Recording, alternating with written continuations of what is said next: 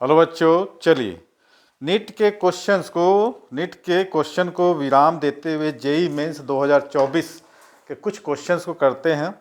हालांकि जो नीट के स्टूडेंट्स जो तैयारी करते हैं और जेई मेंस के क्वेश्चंस को भी फिजिक्स को सॉल्व करें तो कोई दिक्कत नहीं है। कई बार क्वेश्चन दोनों से सिमिलर पूछा गया है, तो आप लोग नीट हो चाहे जेई हो, फिजिक्स को सॉल्व करना ही है। तो दो क्वेश्चन है, काइनेमेटिक्स 2024 का है, तो देखते हैं काइनेमेटिक्स से रिलेटेड ये क्वेश्चन आप लोगों के लिए। तो क्वेश्चंस काफ़ी ईजियर है, थोड़ा सा बेसिकली अगर ध्यान रखेंगे ज़्यादा तो क्वेश्चंस आसान हो जाएगा। बेसिकली स्टार्ट नहीं है कि क्वेश्चन को नहीं समझेंगे तो दिक्कत हो जाएगा। क्वेश्चन को समझना सबसे बड़ी चीज़ है। चलिए समझते हैं। ये बोलता है ट्रेन स्टार्टिंग फ्रॉम रेस्ट, ठीक है। शुरू में ही बोल दिया है कि ट्रेन स्टार्टिंग फ्रॉम रेस्ट, तो u इक्वल टू 0 होगा, है ना। सॉल्यूशन फर्स्ट, तो train starting from rest means u equal to 0। छोटे क्लास से पढ़ते हो आप, 9th-10th में भी क्वेश्चंस लगाए होंगे आपने, और जो नहीं लगाया न्यूमेरिकल से जो पीछे गया है वो अभी तैयारी अच्छे से कर ले, क्योंकि 9th-10th में जिसने रट के पास कर लिया है थोड़ी सी दिक्कतें होगी यदि जेई के क्वेश्चन तैयारी कर रहे हैं या नीट का। यूनिफॉर्म है ना, rest accelerated uniformly up to speed of 80 kilometre per hour. Initial speed 0, final speed जो बोलता है v इज इक्वल टू 80 मन 80 किलोमीटर पर आवर है। अब टाइम तो कुछ रहा होगा ना, टाइम इसने t रखा है, कांस्टेंट स्पीड, ठीक है। एक पोर्शन ये हो गया। अगला बोलता है then it move to is the constant speed for time 3t। अब यहाँ पर टाइम ले रहा है कितना, 3t कांस्टेंट, लेकिन वेलोसिटी उतने पे ही कांस्टेंट है, v equal to 80 kilometre per hour, ठीक है। हाँ, तो टाइम ले रहा है 3t, पहले में t ले रहा है, और स्टार्टिंग फ्रॉम रेस्ट है, कंडीशंस है। तो फाइनली ये बोलता है क्वेश्चंस में the average speed of the train for this duration of journey will be in kilometre per our. 80 दिया है, 70 दिया है, 30 दिया है, 40 दिया है, ठीक, किलोमीटर पर आवर। कैसे सॉल्व करेंगे? एवरेज स्पीड बोलता है, तो एवरेज स्पीड आपके लिए क्या होता है? एवरेज स्पीड का फॉर्मूला हम देखते हैं। एवरेज स्पीड है टोटल डिस्प्लेसमेंट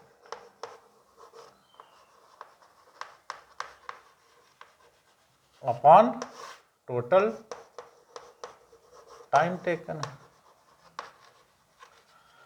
तो del X upon del T. अब देखिए पहले कंडीशन में u इक्वल टू 0 होगा, v इक्वल टू 80 किलो, तो कुछ तो डिस्प्लेसमेंट रहा होगा, तो इसको सॉल्व करने के लिए हम छोटा सा एक क्या करते हैं, डायग्राम ड्रॉ करते हैं। वेलोसिटी और टाइम के रिस्पेक्ट में वेलोसिटी को हमने लिया था y एक्सेस पर, ठीक है, ये वेलोसिटी y एक्सेस पर, और टाइम को हम t एक्सेस पर एक ड्रॉ करते हैं। क्या बोल रहा है क्वेश्चन में? इनिशियल में वेलोसिटी क्या था, 0 था, ये हो गया वेलोसिटी, और ये हो गया भैया टाइम। इन इनिशियल शुरुआत में क्या था, इनिशियल, उसके बाद कांस्टेंट स्पीड था, टाइम क्या था। अरे यार, कई लोग बोलते हैं सर स्मार्ट बोर्ड नहीं लेते। अरे आप लोग लाइक नहीं करते हो, सब्सक्राइब नहीं करते हो, करोगे तब तो पैसा आएगा, तो स्मार्ट बोर्ड लेंगे, है ना। ये हो गया कांस्टेंट स्पीड, ठीक।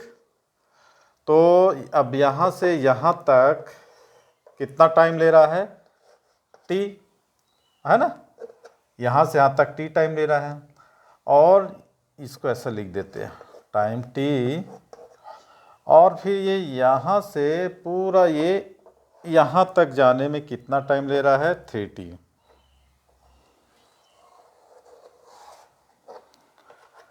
ठीक है। और कुछ स्पीड क्या है अपना, कांस्टेंट है 80 किलोमीटर पर आवर, है ना।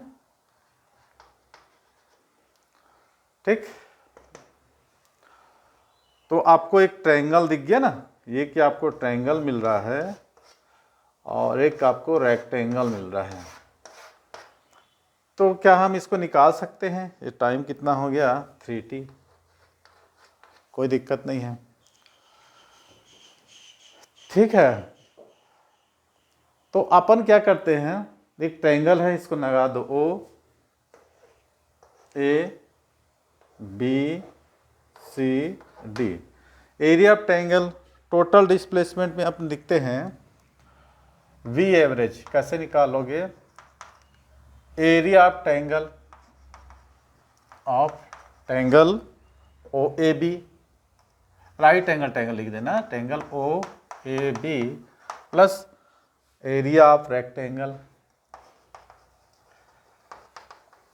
Upon total time. यही तो लगाते थे ना हम लोग, तो लगा लो 1/2 है ना, area 1/2 base into height. Base कितना है? t, हाइट कितना है यहाँ पर? 40 किलोमीटर है ना, यहाँ से यहाँ तक 40 किलोमीटर, हाँ 40 नहीं है, सॉरी 80 है ना, तो जाएगा इंटू 80 प्लस, अब यहाँ से यहाँ तक का डिस्टेंस और यहाँ से यहाँ तक का distance, length into breadth, 3t into 80, ठीक, लगा लो। अब क्या करोगे यहाँ पर? 3t plus t। अब देखिए ये हो गया 40, 1/2 से कट गया, ये 40t हो गया और प्लस ये कितना हो जाएगा? 240t अपॉन ये हो गया 40, तो कितना हो जाएगा आपको? 280t अपॉन 40, तो हो गया 70, टी कैंसिल हो गया, किलोमीटर पर आवर। तो अब आपका आंसर कौन सा आ जाएगा? 70 किलोमीटर प्रति घंटा, ठीक। ये हो गया क्वेश्चन। चलिए कॉपी कर लीजिए और उसके बाद हम दूसरा क्वेश्चन देखते हैं जो कि प्रोजेक्टाइल मोशंस पर आधारित है, ठीक है। समझ में आ गया? वेरी गुड, पहली बार आपने बोला कि सब समझ में आ गया, ठीक है। चलिए अगला क्वेश्चन। अगला क्वेश्चन में ये बोल रहा है कि the maximum height reach by projectile is 60 metre. Maximum height का फॉर्मूला क्लियर होगा? कुछ नहीं है इसमें, तो आपको जरा सा भी ओरल ही बन रहा है, इसमें ज़्यादा आपको मेहनत करने की ज़रूरत ही नहीं है। दिल खुश हो गया होगा आप लोगों का क्वेश्चन देख के, है कि नहीं। ये प्रोजेक्टाइल मोशन से रिलेटेड है, ये ऐसा डायग्राम बना लो। ये इसकी क्या होती है? Maximum height. मैक्सिमम हाइट जो कि दिया हुआ है आपका कितना है, ध्यान से देखो। The maximum height reach by projectile is 64 kilometre. तो एक्स मैक्सिमम का क्या फॉर्मूला होता है? अब ये क्या है? यू है, ओ सॉरी, चलिए इसी वजह से मिला देते, समझ जाना भाई। और ये एंगल थीटा है, ये यू, ठीक है। तो मैक्सिमम हाइट का जो आपने फॉर्मूला निकाला था क्या था? You square sine square theta by 2g। अब क्वेश्चंस में क्या बोल रहा है? यू क्या है? स्पीड है, जी क्या है? एक्सेलरेशन है, एच मैक्सिमम है। अब इसमें the maximum height reach by projectile 64 metre, the initial velocity is half. माने इसकी इनिशियल वेलोसिटी जब हाफ कर देते हैं तो new maximum height of the projectile. बहुत बढ़िया, कहने का मतलब है इसमें थीटा एंगल का कोई जिक्र नहीं किया है, मैंने दोनों ही कंडीशन में क्या करेगा? सेम एंगल से थ्रोन करेगा, ठीक है। जो ऑब्जेक्ट हो जिसको फेंक रहा है, ठीक, तो मैक्सिमम हाइट जो रीच कर रही है, सेकंड कंडीशन में भी एंगल उतना ही होगा। फर्स्ट कंडीशन में इसने फेंका यू, सेकंड कंडीशन में क्या बोलता है? If the initial velocity is half, तो न्यू मैक्सिमम पहला कितना हो रहा है? मैक्सिमम हाइट इतना दिया, चलो इसको लगाते हैं h1 अपॉन h2, मैंने h is the directly proportion to क्या हो जाएगा? U square.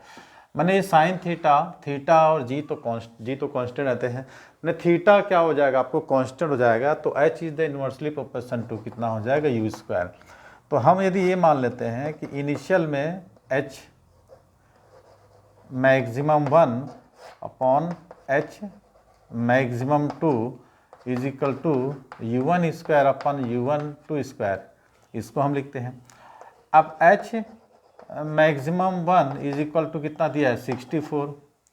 अब सेकंड कंडीशन में क्या बोलता है u2 is equal to 1/2 u1।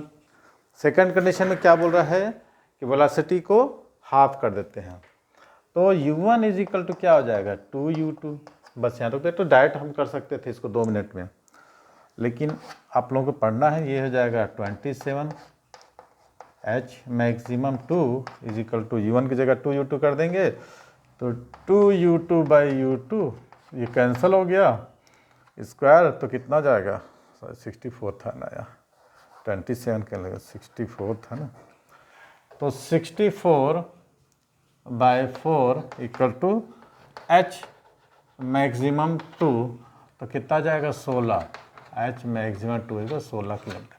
तो आपका आंसर क्या हो जाएगा यहाँ पर लिख सकते हो आप 16, ठीक है, मीटर। ये था सिंपल सा क्वेश्चन था, इसमें आपको तो पेन और कागज़ की ज़रूरत ही नहीं पड़ती है, डायरेक्ट आप निकाल सकते हैं। इस तरह के 2 क्वेश्चन थे।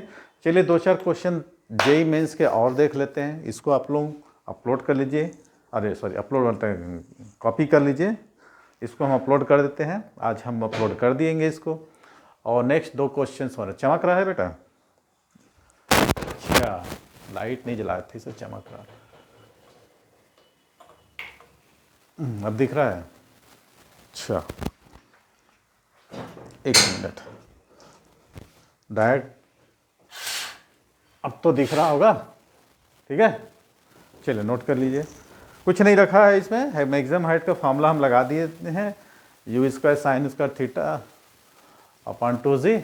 और उसके बाद क्या हुआ है, इसमें थीटा एंगल्स नहीं दिया है फर्स्ट और सेकंड कंडीशन में, तो थीटा कांस्टेंट हो गया, तो ऐसे इधर direct percent to u square हो गया, h1/h2 u1/u2, u2 इज जो हाफ u1, तो u1 इक्वल टू u2 हो गया, 64 h1 रख दिए, वैल्यू पुट कर दिए, तो 64 का क्या हो गया upon 4 equal to height maximum हो गया करना। चलिए अगला क्वेश्चन, इसको लाइक करना है, सब्सक्राइब करना है, दोस्तों को शेयर करना है। Thank you.